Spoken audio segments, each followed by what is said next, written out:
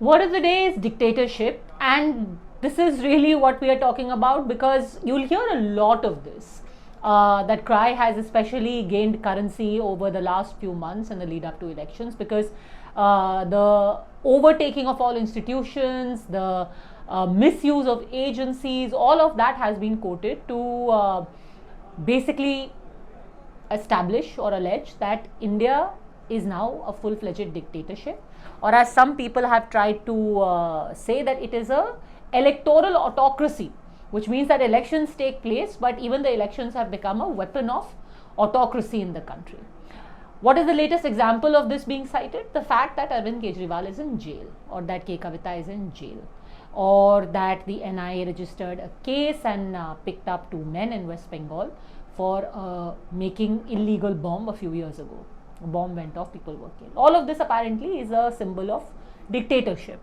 Never mind the fact that the NIA's action came on the back of illegal bomb making, which led to the death of people.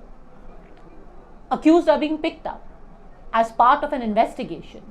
Now that is being protested, believe it or not. The action against people who are involved in illegal bomb making or are accused of being involved is being cited as an example of dictatorship.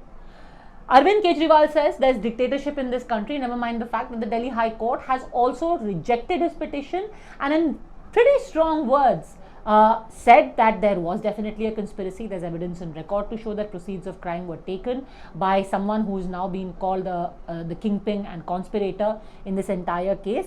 And also never mind the fact that they're saying the entire issue of approvers cannot be called politically motivated. The election timing is irrelevant in carrying out an investigation.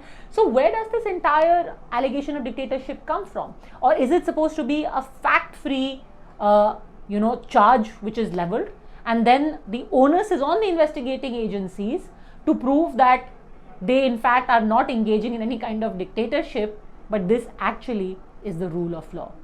So who is really the dictator? Who is defying the law? That's what we'll talk about at 8 on India Upfront.